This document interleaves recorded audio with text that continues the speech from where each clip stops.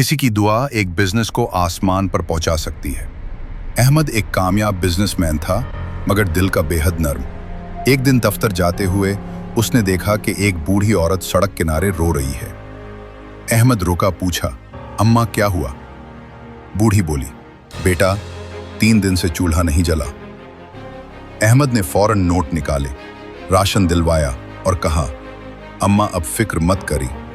वो औरत रोते हुए आसमान की तरफ हाथ उठाकर दुआ देने लगी, अल्लाह तुम्हारे रिस्क में बरकत दे, तुम्हारी नस्लें आबाद रहें।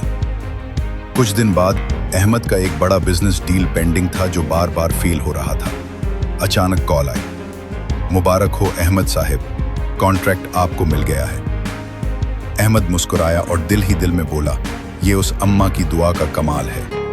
याद रखें, जो हाथ किसी की मदद के लिए उठते हैं, वही हाथ एक दिन आपकी कामयाबी के दरवाजे खोलते हैं।